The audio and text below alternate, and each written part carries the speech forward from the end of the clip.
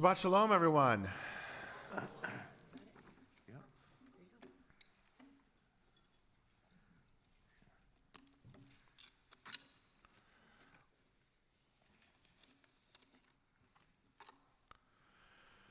So last night, I spoke a little bit about this week's Parsha, and I talked about the fact that this week's Parsha shows very often that the stories of our lives that we believe are going to happen very often don't work out quite the way we thought.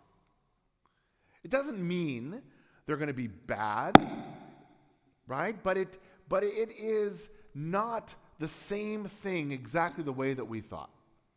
As many of you know, I began my dreams when I was in elementary school, through high school, into the beginning of college, 100% sure that I was going to be a doctor. I was going to be a physician.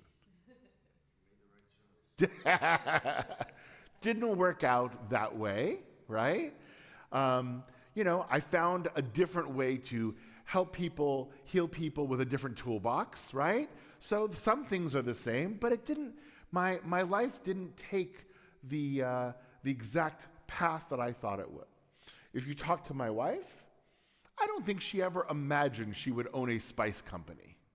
That's just not where she thought, and yet, here we are. And so this week's Parasha Vayigash winds up in a story, or ending of a story, that is very different from where we thought things were going to go. And there are three different people who come back together again, whose lives are indelibly changed by this story, right? We have Joseph, we have Judah, and we have Jacob. And all three of them come back together in our Parsha in an interesting way. Now, last night, my message was really sometimes we have to let go of those preconceived notions and let ourselves be taken to where our life is going to take us and open up those possibilities. But I left something out last night, which we're going to talk about today. It's not entirely that, right? For anybody who has gone whitewater rafting or inner tubing in a river, right? There's this interesting balance between allowing the river to take you where it's going to take you and making sure that you paddle a bit so that you don't run into the big rocks.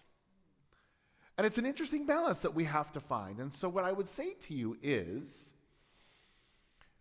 it wasn't just that the river took these people to where it is that they are in this story, but when they got here, they paddled a bit. And that's what I want to focus on. What did they do, and what did they learn from this moment to get them there? So let's open up to Vayigash on page 274 in the Chumashim that are in front of you.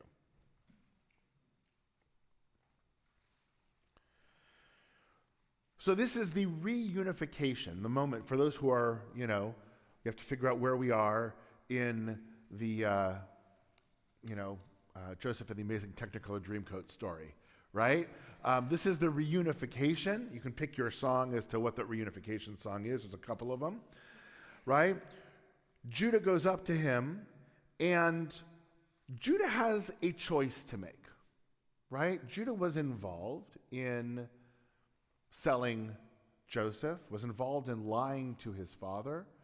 Judah was involved in all of this, but he has a choice to make at this moment as he is being unfairly accused of stealing, right? Remember, Joseph plants the cups inside of actually Benjamin's bag, and he could have followed the same path that he did and said, my youngest brother, it's not me, I don't care, take him, we're getting out of here with our skins. But instead, what does he do in the beginning of this Parsha? Anybody want to summarize? He steps forward and he steps up. He says, don't take him. We have he kind of goes, please, on behalf of his father.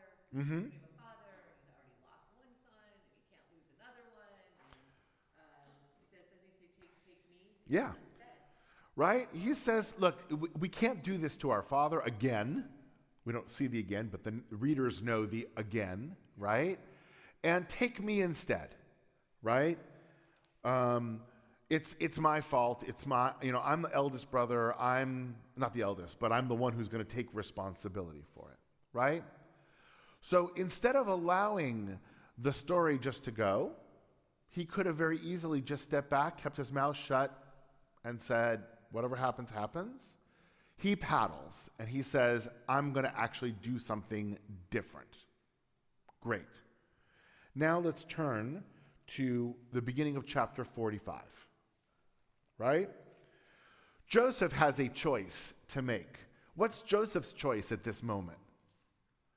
Forgive him or not forgive him. Forgive him or not forgive him, or even more basic than that, Judah doesn't know that it's Joseph, right? He could have just stayed incognito. He could have not said anything. He could have played this role of Pharaoh's number 2, right? And gotten his revenge. I mean, think about it. He's been in a pit, in prison, right? All of these different things. He could have very easily taken his revenge on his brothers that were there. And what happens? Joseph could no longer control himself before all his attendants. He cried out, have everyone withdraw from me. Verse 3, he turns, he says, I am Joseph. Is my father still well? Joseph chooses in this moment to paddle and to reconnect with family, to try and see if he can make this work. And then we turn to the end of chapter 45 on page 279, and we see Jacob, right? Jacob actually is now told that not only is everything going to be okay, because remember, they were sent there because of the famine, but that his son Joseph is still alive, and his response, verse 28, enough, my son Joseph is still alive, I'm going to go and I'm going to see him. He could have stayed there. He could have just said, it's good to hear, I'm glad, it's too far away, I'm too old, I can't do that, right? But I'm going to go. And he goes. All 3 of these people don't just allow the story to take them where it's going to go. They accept the story and they paddle, right? And it's really an important distinction, because I think all too often we find ourselves saying, well, it is what it is. Right? It's a phrase that we hear so often. It is what it is. Well, that is true. But what are you going to do about it? Right? It is what it is. That is true. But what, in fact, are we going to do about it? And this week's Parsha, I would argue, teaches us about the concept of reframing. We use that as a psychological term, right? To reframe things. But that's what's going on here. All 3 of these characters in the story have reframed what is happening to them into something that is in their control, that is something that they can work with, that is something they can do. They've brought a positive out of it. And this story had a huge potential for disaster just about at every turn. And we see that all the way through. Joseph was the master at doing this, right? Even going to Pharaoh. When Pharaoh says, this was great, you did a great thing, and Joseph said, it actually wasn't me, it was God. Joseph was reframing it. Joseph saw himself in prison, and he could have just shut down. He could have, no. he actually helped the people that were around him, got them out of prison. Well, one of them anyway, right? Helped get one of them out of prison. And it ultimately took him to a place where he now became Pharaoh's number 2. So what are these reframings that our characters do? Let's think about it for a moment, right? Judah, how does Judah reframe the story? What is Judah reframing? Yeah.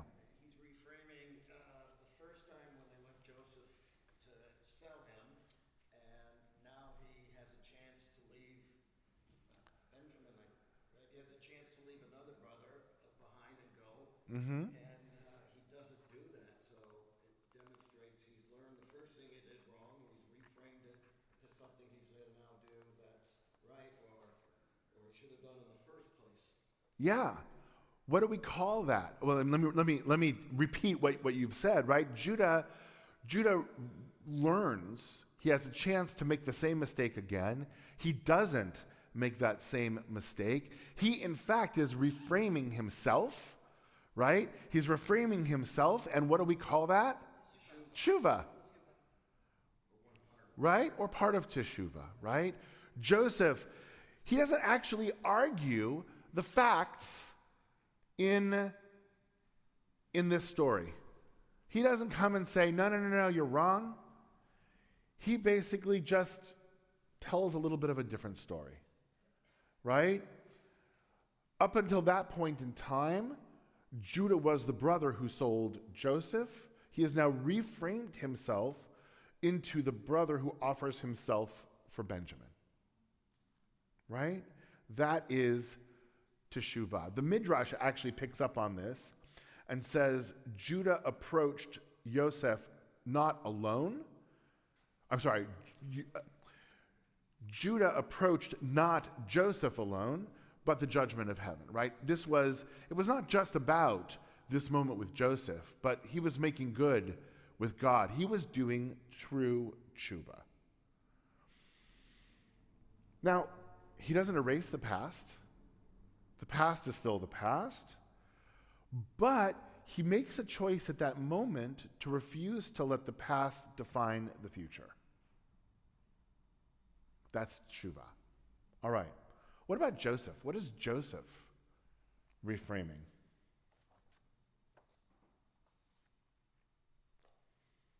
Michal, you're thinking about it. About this whole story much more like human beings. Mm-hmm. And less in relation to God, although Joseph talks about God doing these things. Yep. I feel like Joseph, when he went into that room and he cried so much, it was like a co-counseling kind of release of all the pain that he had felt. And it was not just the experiences that he had suffered, but the pain of rejection from his family. Yeah.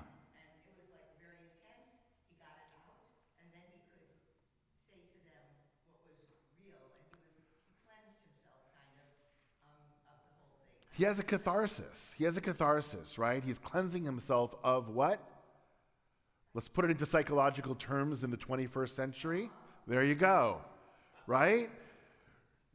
Joseph is reframing trauma. Right? If we're going to put it into the psychological terms of today. He faced huge amounts of trauma from his brothers all the way through, from Potiphar, from everything. He faced all of these huge traumas, and he is reframing it. And you're right. He has this sort of emotional release first to actually deal with it.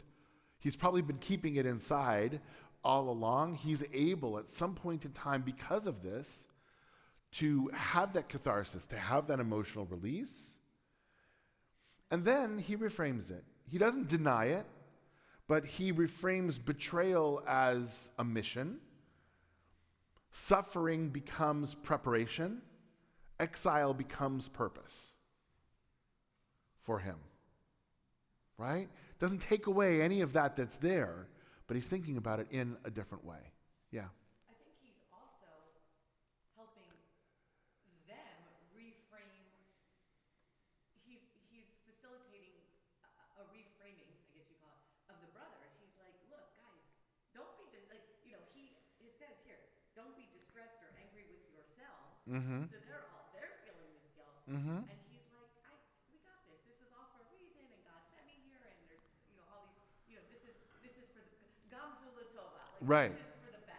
Right. He's not just reframing it for himself. He's actually is reframing it for the brothers as well. Yeah. As well. Go ahead. Mm-hmm. Go ahead. He was in power already now 2 years, right? Essentially in control of Egypt, and knowing his family was several days' ride away, why didn't he reach out? Yeah, so the question that Howie's asking, and I think it's a good one, is why didn't he reach out beforehand? I would argue that there are 2 moments that we've read about recently that they didn't know what they were going to do and what was going to happen until they actually got to those moments. They were so emotionally charged that they were carrying so much emotional baggage that until they got to that moment and lived it, it almost became impossible to tell what was going to happen. We saw that with Jacob and Esau when they were coming back together again, right?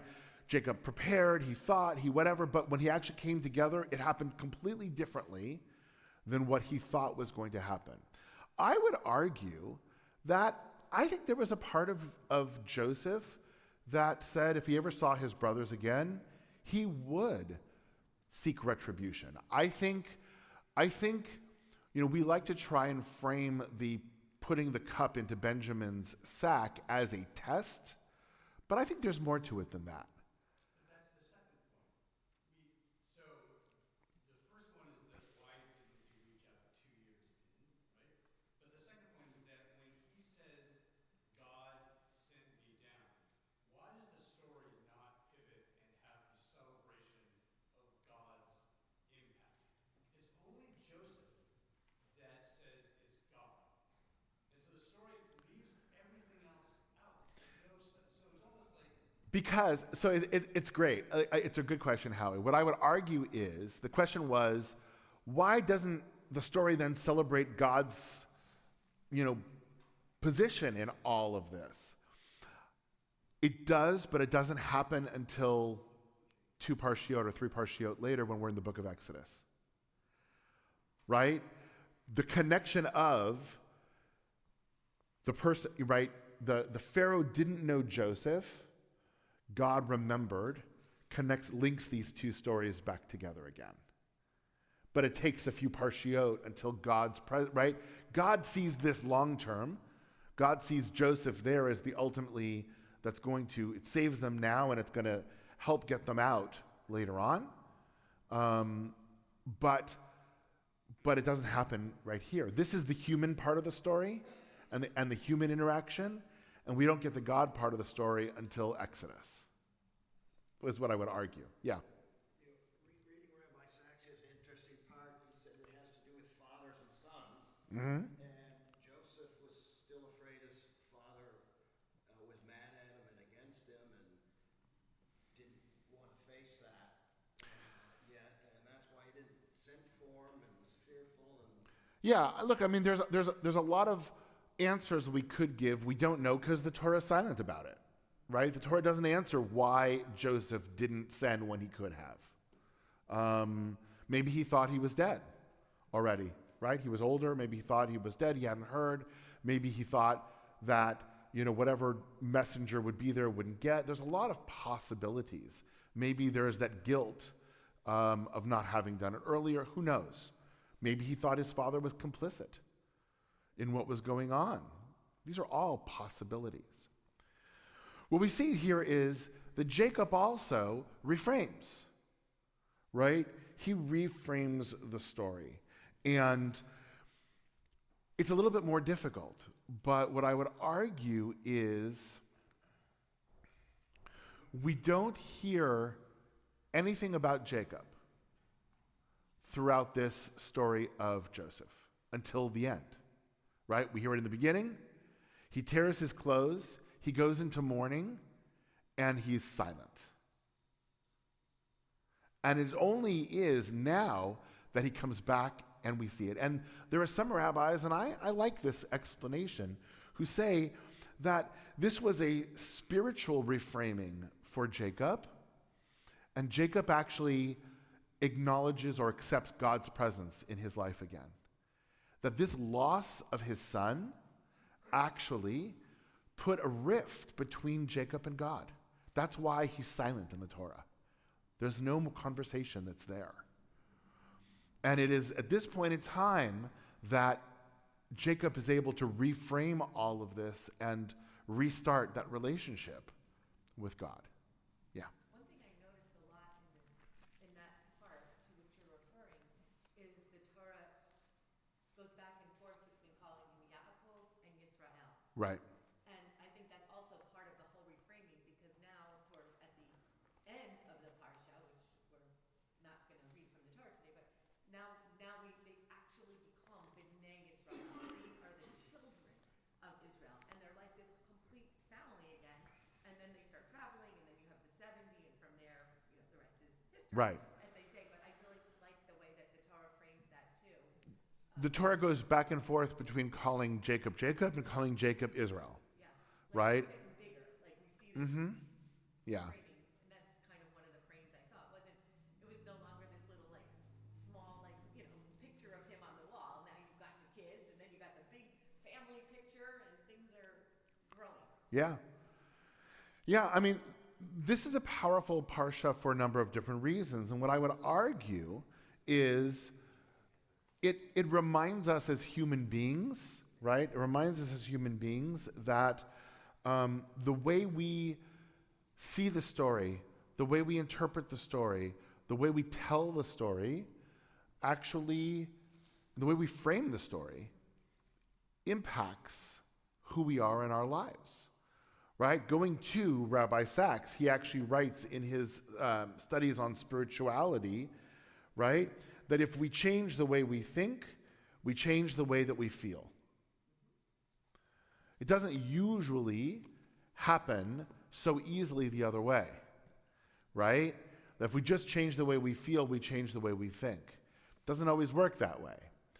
But it does work if we change the way we see the story, if we change the way, if we can reframe the narrative of that story into a different lens, into a different angle.